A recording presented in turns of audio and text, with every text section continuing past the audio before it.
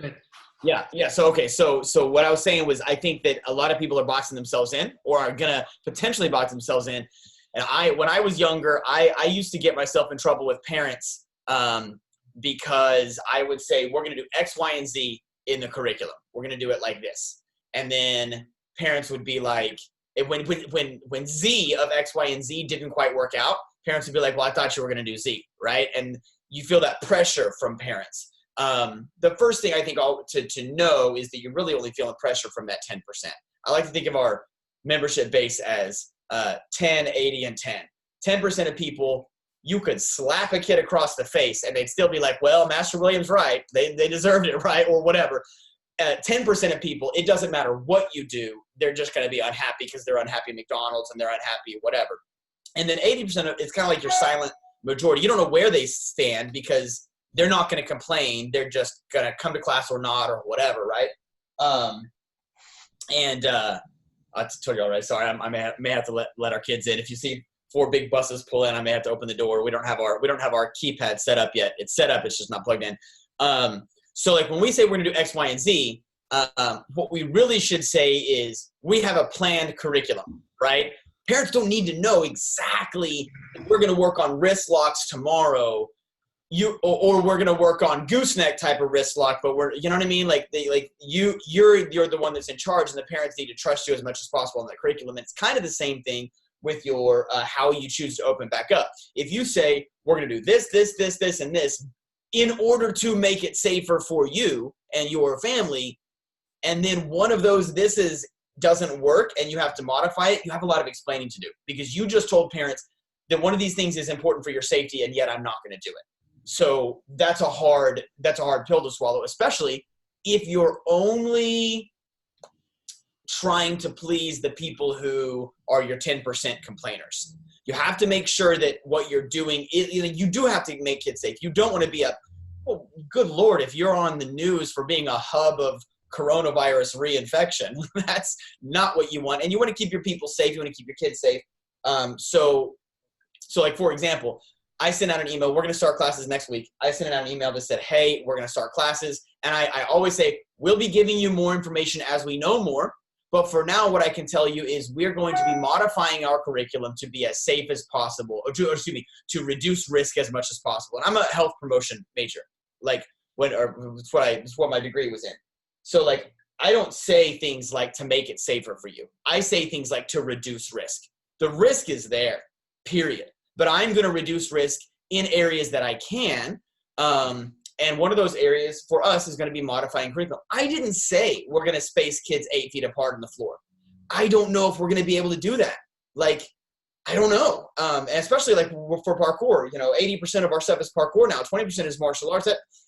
Martial arts is easy in terms of like, you stand here and punch this bag and then we get to clean the bag off and go home, see you later. No, we're not going to hold kicking shields for each other, or we're not going to do sparring, or we're going to do take turn non-contacts or whatever. Like that's easier than parkour. that's you know what? You're still muted. Oh yeah, you're still muted, Grandma Silva. No, I saw Johnny there. I didn't realize I had Johnny Karate t-shirt on. Oh, hey, look at that. But I didn't want to jump in. When I said we're going to be modifying our curriculum, I sent that. We only have, I think, 85 active people, down from 200 from this COVID stuff. And I only got one response that said, okay, well, be more specific. What do you, and I could tell that they were upset because they said, be more specific and what you're going to do to make my kid safer. And I thought, then they put it in quotes. And I thought, wait a minute, I didn't say safer. Like, I know myself. And I went back and reread the email and I said to reduce risk. And so I responded as best I could. I said, well, one of the things, and I already had this in my back pocket, one of the things that we're going to do is eliminate any pieces of the curriculum that involve student-to-student contact. Beyond that, I don't have a lot more answers because our curriculum is so big that we're going to have to kind of check it as we go. Now, that answer is not good enough for that mom, period. However, no answer is going to be good enough for that mom, or the answers that are good enough for that mom, I'm not going to put all of these things in place and then have to, you have to think about what's the end solution. Like, Covey, begin with the end in mind. That's one of the 7 habits of highly effective people, right? Begin with the end in mind. And that was when I read that, I was like, yeah, like I always kind of felt like that. Like there was a problem with your planning. What's the end? The end is eventually we won't have coronavirus restrictions. Eventually life will be back to normal. And are you still going to want to run Zoom classes when life is back to normal? Johnny's like, no, right? And I saw so many martial arts people jumping on the bandwagon talking about martial arts is different now. There'll never be in-person classes anymore. Everything's online. Well, school districts are noticing that distance learning is not working, right? It's not working. And I'm not saying that Zoom classes are bad, because of course they're not bad. They sure were helpful when kids couldn't come back in. But I made the decision to not have Zoom classes and in-person classes at the same time. Now, I initially thought I'm going to have Zoom classes and in-person classes because most people aren't going to want to come back and feel comfortable. Maybe I got 50 people coming to regular classes and 50 people coming to Zoom classes. I don't want to lose this income. I'll make it work. But I didn't tell anyone that. I didn't say we're going to have Zoom classes. I just planned for it. And now Oklahoma, I know it's Democrat, Republican, red, blue. We have a Republican governor who's like, let's charge ahead, go economics, go business. And that's just kind of how Oklahoma is moving. So I made the decision not to have Zoom classes at the same time. We did get a couple of emails. I'm disappointed that you're not going to have Zoom classes. I'm so sorry. When you feel comfortable bringing your child back, we would love to have you at the same price point. Normally, when we cancel people, they have to come back at a new price point. We'd be happy to have you back at your old price point. So I'll cancel you this month. And as long as you return within 12 months, we'll bring you back at the old price point. That's as fair as we can be, right? But I have to think about my reality in classes. I'm going to be teaching to 2 different people, right? I'm talking about, okay, guys, now we're doing precision jumps over here. Boom, boom, boom. We're landing. And what am I? Then do I turn to the camera and say, now you guys do your precision jumps? Like, do I say, okay, you guys roll out your Wave Masters? Well, maybe I was a school owner who didn't have enough Wave Masters to give. So I was fortunate to be able to give Wave Masters out to my people who were at home. Well, maybe I'm a school owner who only has 4 or 5 Wave Masters at their place. And what am I supposed to do? Say, roll out your Wave Masters. Okay, you guys at home just shadow box. Like, I'm teaching 2 classes, and it's just, for me, I know that I don't want to do that. And then I have to begin with the end in mind. When do I say, okay, Zoom classes are over? For me, I'm just pushing out the inevitable of making those people upset when Zoom classes are over, because there's not going to be a one specific end time. And this is for me in Oklahoma. This might not be, if you're in New York City, this might not be the case for you, right? But like, is there going to be a specific end time? Like, I think at some point Trump already said, hey, coronavirus is over, right? Like, it doesn't matter when, like, just because one person says coronavirus is over doesn't mean your student base believes it or feels that way or feels comfortable doing those things. So you have to think of, how am I going to move forward realistically? And I don't know that trying to make everyone happy. First of all, trying to make everyone happy makes no one happy, right? But like, you're the one that has all of this stress and all of this. You're the one that has to figure all this out. So you got to make sure that it works for you, even if it doesn't work for some of your members. You know, like you lose $300 worth of income because 3 people quit. Well, maybe that was okay. You know. What I've noticed here in Florida, the schools that have opened are only getting like 25% of their people coming back. Right. And it's been 3 weeks. Right. So like that, maybe that was a situation where they shouldn't have said we're reopening. We're continuing Zoom classes until everybody feels comfortable. Right. You know, I think everything is so different, like from Florida to New York to Oklahoma to California. You know, you have to make your own decisions. And I think we're so interconnected as a martial arts community now via Facebook and specifically Facebook, that like, I can't just take what Johnny Karate's doing up there and say that seems like a good idea for me. And anybody who's watching this can't just say, well, William said, you know, screw Zoom classes, let's go for online. Well, that might not work in your area. What I want, the bigger concept is be broad with what you're going to do. And that way you can actually do it. You know, like there's nothing worse than feeling pressure saying, okay, I'll do that, and then being like, oh my God, why did I say that, right? I can't do that, you know?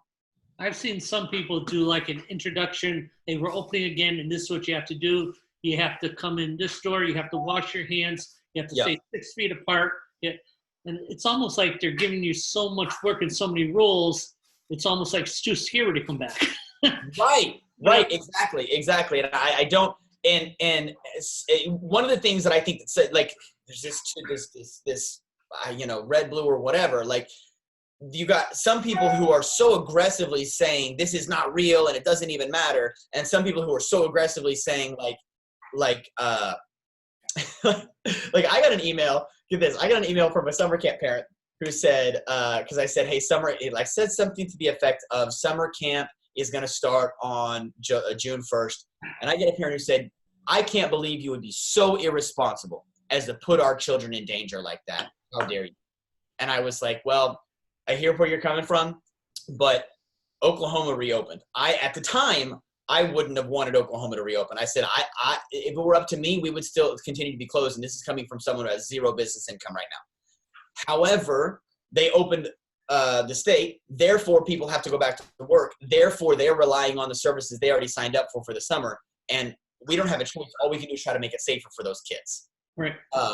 But in the future, you're welcome to find a more responsible care provider for your daughter. She actually waited a week, apologized, said, I'm sorry, I was stressed. I'm sorry, can I pay in full for summer? Okay, yeah, because I stuck to my guns. I didn't say, oh, you're right, I'm so irresponsible. I said, the decision that I made was based on these things. I'm sorry it doesn't work for you, but it's what we have to do, right?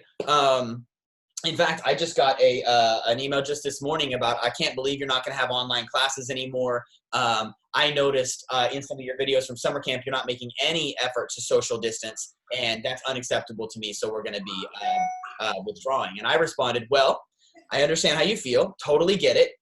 We enjoyed having you. Your daughter isn't signed up for summer camp, so you didn't get the email that said we are not social distancing at summer camp because it's impossible. But no worries that you didn't get that email. You weren't signed up for summer camp. Wish you the best of luck. This is a woman who smokes in the same house as her daughter. Her daughter always shows up smelling like cigarette smoke. Like, don't preach at me about, when you got your daughter ingesting cigarette smoke all day long. So, like, you just have to do what's right for you and do your best and be honest about what, I don't think you should just say coronavirus is a hoax. But I also don't think you should try to make every single person happy if it doesn't work for you. And I think a lot of those intro videos of, okay, you're going to stand here, then do here, then you're going to get your hands, then you're going to get your temperature checked. How much of that can continue to go on? And at what time are you going to say, so it made somebody happy, right? At what time are you going to say, okay, guys, we're done with temperature checks? Like, then you're going to have people mad. Well, my daughter was really enjoying coming back to class, and all of a sudden you're not doing temperature checks anymore. So, like, maybe you put that onus on them. Maybe you say, we would really like for you to make sure that your child is not sick before you send them to class. I don't know. You just have to think about what actually is sustainable for your business, with beginning with the end in mind. And know for a fact that you're not going to make everybody happy. You're just not. Every email you send out has somebody mad about some part of it, and that's just how life goes. So. I think there's going to be a shift. They just came out saying that asymptomatic people is very rare for them to actually infect anyone else right now. So I think with this being said, that there's going to be a huge shift. I'm the only person that I know in New York City I have a space in front of my studio, like a garden, and the landlord lets me. And I'm doing like 6 to 7 people in class. I got me and another instructor. We wear a mask. I'm spraying them 6 feet apart right now. Of course, it's a little impossible. They break it sometimes. So the parents understand. Some of them pass by and watch. They walk their dogs. And I think I'm the only person in my area that's able to do that, which I'm lucky for. I actually had another person from another school say, this looks cool. I gave them a card. So hopefully they message me from there. I didn't send any emails. I have a WhatsApp group of my parents. I'm like, hey, anyone interested? I'm going to do the Zoom and the live class together.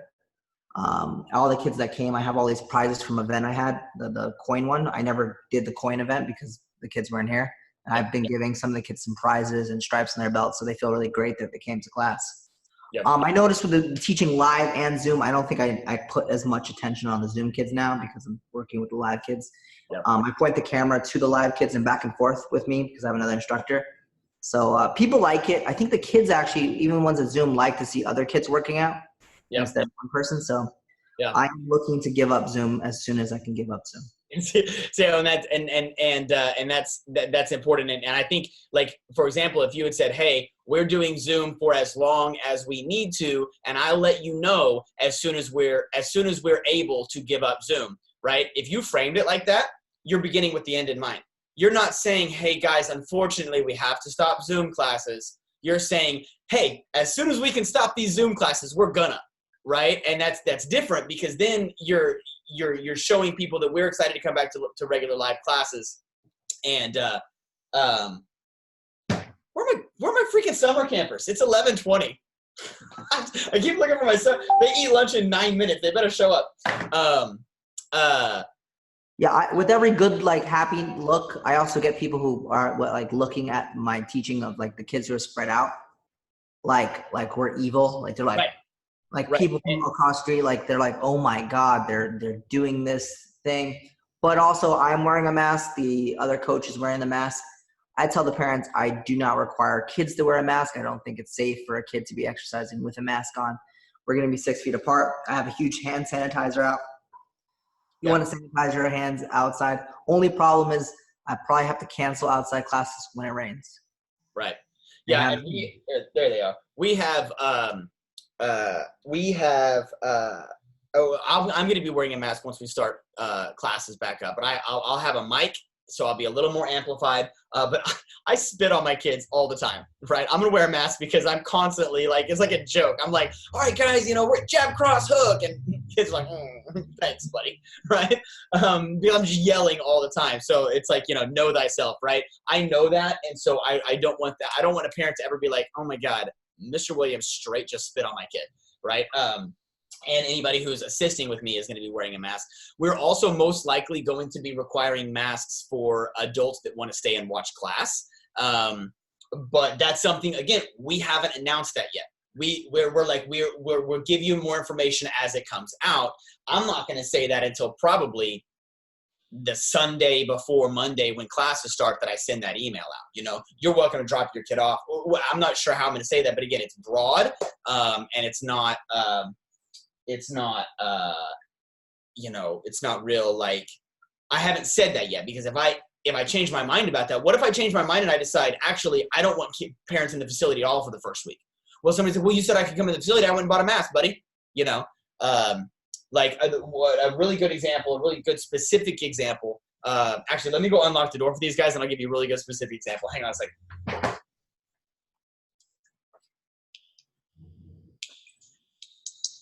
Johnny, how many people do you have taking the live classes outside? I had a bunch yesterday. I had almost 20 kids throughout the 3 classes. So it's like 7 kids, 6 kids, and then 3 kids for the first one.